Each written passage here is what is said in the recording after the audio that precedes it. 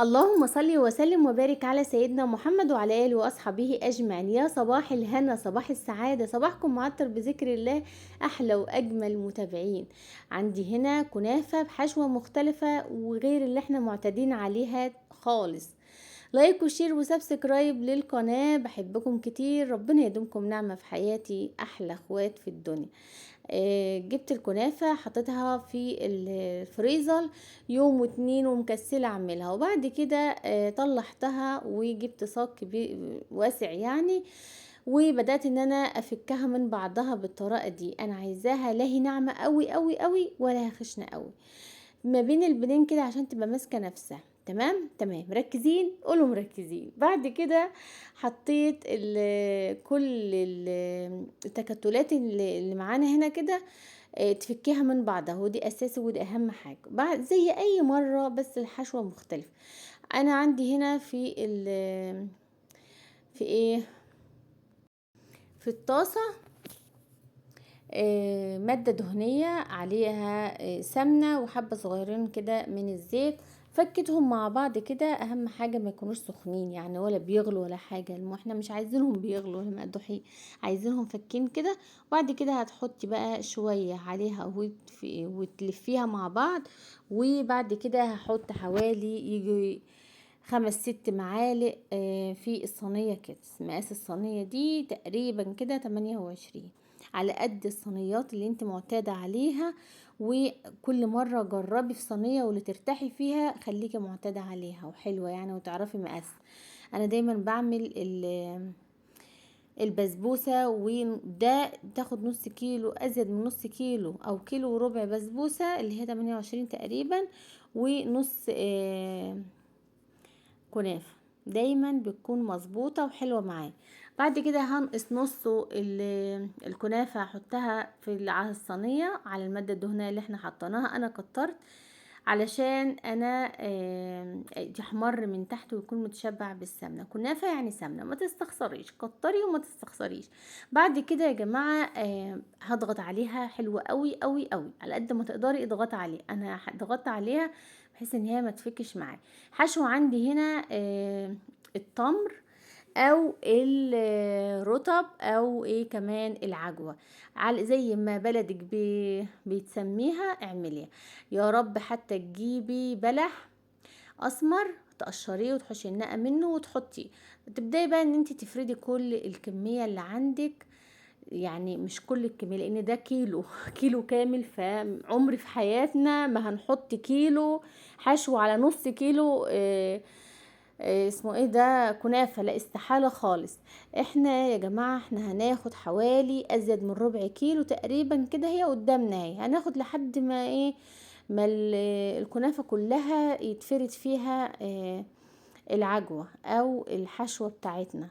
حلو جدا جدا يعني. انا كنت جايبه عجوه بس بسم الله ما شاء الله ارتفعت هي كمان زي الطماطم وزي الحاجه، غلت بقى لها نفس وتغلى. يلا الله المستعان. اللهم صل وسلم وبارك على سيدنا محمد.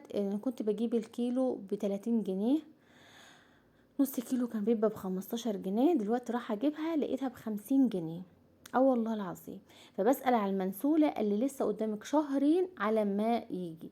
ليه بقى؟ لان احنا دلوقتي في ايام التمر او البلح. انت ممكن لو انت مش هتجيبيها 50 جنيه اللي شايفة نفسها زي الطماطم والخيار والحاجات عشرينات و25 دي، آه اللهم صل وسلم وبارك على سيدنا محمد. ممكن انتي تجيبي بلح اسمر وتقشريه وتحشي النقع منه وتحطي واحده جنب واحده، او تفكيه او تهرسيه تحطيه في على النار بشويه لبن صغيرين، وتحطيه على النار شويه صغيره كده وتهدي، وبعد كده هيبقى زي العجوه، او تحطيه زي ما هو جنب بعض ولا بيبقى تحفه برضو، يبقى جميل. فالمهم زي ما انت شايفه معايا هنا كده، انا حبيت اعمل لهم حشوه مختلفه، بما ان الكنافه عندي ما بتنقطعش نهائيا، لا صيف ولا شتاء، او ربنا لا صيف ولا شتاء الحمد لله، ولا خريف ولا كده يعني. فدايما يطلبوها يلاقوها على طول، طالما موجوده في السوق خلاص اجيبها. هي والجلاش دايما على طول الم كل اللي حواليا كده بقى وارميه في حاجه الطيور يعني. مش في الزبالة، مفيش حاجة عندي بتترمي ابدا. طبعا اللون مظلوم اقسم بالله، الاضاءة منها عالية، فطبعا لسه سخنة، الإضاءة منها عالية فهي مفتحة اللون، بس هتشوفوا اللون الأصلي دلوقتي. عندي هنا شربات، كوبايتين من السكر، كوباية من المية، عصرة ليمونة، فانيليا أو موارد. جاهز عندي دايما. وعايزة أقول لكم بسم الله ما شاء الله ما شاء الله ولا حول ولا قوة إلا بالله، الشربات ده دخله في شهر عندي في التلاجة، لأن البرطمان ده كبير بسم الله ما شاء الله، ممكن يعمل لي 3 مرات حلويات بسم الله تبارك الله. يعني ليه بسمي الله بقى في فيديو؟ يعني في ناس اقسم بالله بقول ايه، الشربات عندي يا جماعة عمره في حياته ما يسكر ولا يجراله اي حاجة، والله العظيم تاني مرة رحت استعمله لقيته مخرز زي السكر المخرز، واول مرة في حياتي ان انا اتشكر في حاجة ويحصل لها حاجة كده. عشان كده بقول بسم الله ما شاء الله، الشربات اللي يشوفه يقول ده عسل نحل. ولو انت عايزة تستبدليه بالعسل النحل اوكي مفيش اي مشاكل. عندي هنا الكنافة مستوية ومقرمشة وطعمها جميل وحلوة وحمرة من فوق ومن تحت، وطبعا الحشو اللي جوه خطير ومغذي جدا لولادنا في المدارس، لولادنا في الدروس، لولادنا اللي ما بيفطروش الصبح، لولادنا اللي بيحبوا الحلويات. انا طبعا قبل ما اقلب الصينيه رشيت عليها شويه شربات من فوق ومن تحت كده، عشان كل الشربات طبعا انا مش عايزه شرباتي يوصل للحشو، مش هكتر لان بصراحه الحشو مسكرها جدا. يعني انا شوفه انا بحط شربات شويه صغيره ازاي، حبه بحبه ازاي، مش هياخد حتى ربع البرطمان. بعد كده بعد ما حطيناها كده هسيبها تهدى بس 5 دقايق، لان هي يعني عايزه اقولك ان هي سخنه جدا، الشربات ساقع وهي سخنه، ومفروض يعني لو كده يبقى العكس، بس هو الانسب لها كده يعني والاحلى لها.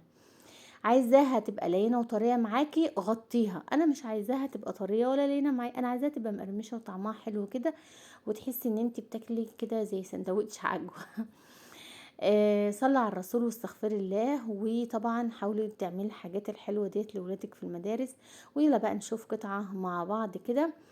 اللهم صل وسلم وبارك على سيدنا محمد.